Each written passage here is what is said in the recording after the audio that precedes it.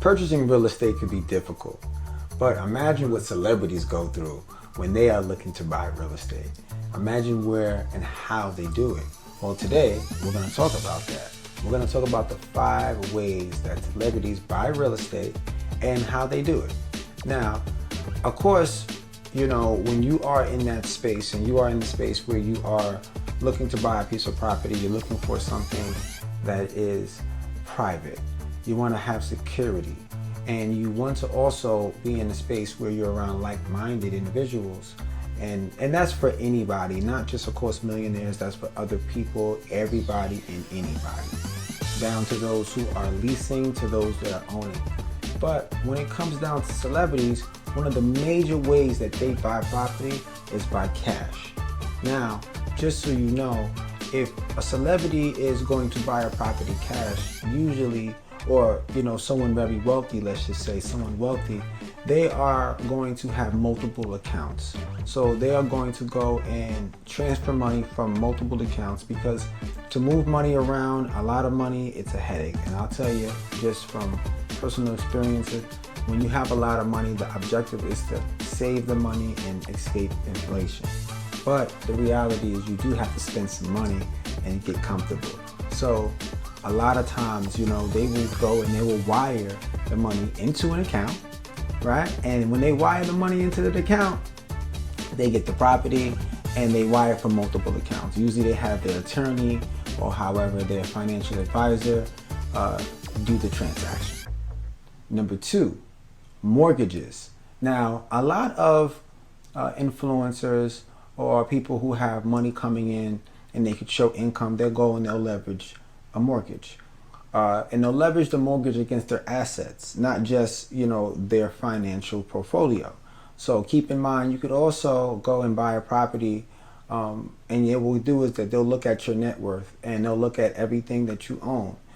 Look at also, and even down to the jewelry. If you have a Rolex, if you have a piece of jewelry or anything that is substantial, that's worth value, you can definitely, pretty much what most of these celebrities do, they get insurance policies on these items and then they use that as leverage in order to buy real estate as well.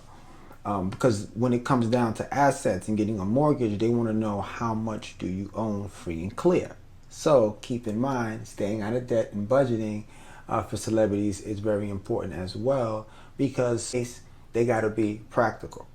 And they got to be practical with their finances and making sure that they're doing the right thing, The 3rd is opening up a trust or LLC. Now, in most cases, that is the golden rule for anyone who is, looking to remove themselves from the public eye. When it comes down to you looking at a trust and opening up a trust, it's important to realize that a lot of times it's the safest way to stay, pretty much off the radar. With all the technology and everything that's happening now, there are so many different ways of, getting in contact with people with all the technology. So a lot of people want to be private. So reality is that opening up a trust and having this available for you so you could put yourself away. Now, opening a trust and LLC is very simple.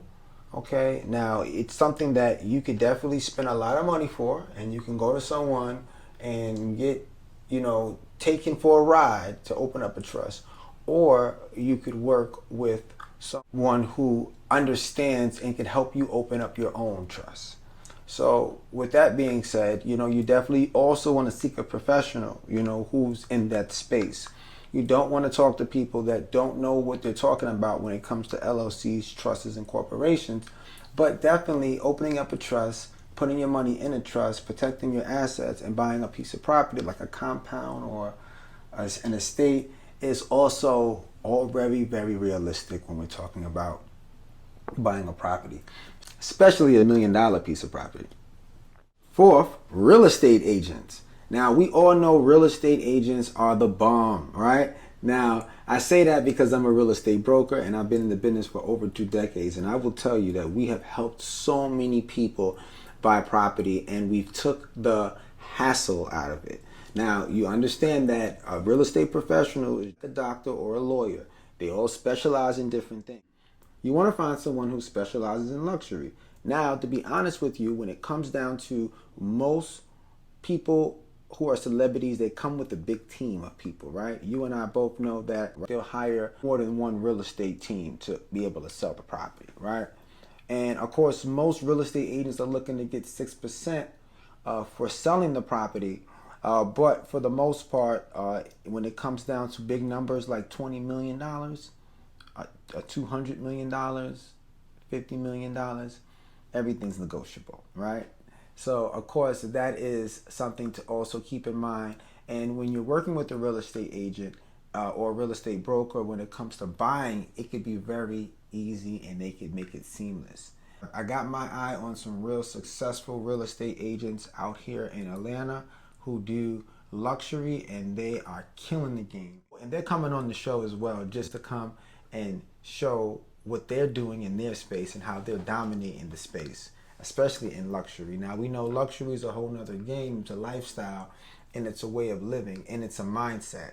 So for those who are looking to get in that real estate space, definitely it's something that would be very lucrative for you if you are looking into that. Now, I would say the fifth one is negotiating discounts. I would say when it comes down to what I've learned that when you are a celebrity and you are in the space around people who are doing really well in their space, they like to be around others that are doing well as well. So in one respect, you definitely have where you have a leverage. You have leverage where you could now negotiate because you are in a space where they know how much you are worth. They know what you can buy. And they're like, oh, I know this guy doesn't need my house. So pretty much what you got to do, they'll know that this person really can buy the property. This person is willing and able. Like a perfect example, one of my favorite celebrities is a gentleman named Ryan Seacrest, right? Now, Ryan's awesome. If you know Ryan, you know what I'm talking about, right? Now, Ryan bought Ellen's house. Now, he bought Ellen's house a couple of years ago, and he's selling the house now. But when he had the conversation, I've seen him talk to Ellen about it actually in one of his interviews, and they talked about how much he spent for the property and how he was able to negotiate because they were friends. So there's a lot of negotiating power. So this is why it's good to keep a good circle and to be around those who are in your space and that are looking to do things. For instance, you could always pick up a luxury item from a friend or an associate or a colleague who's looking to transition into something else.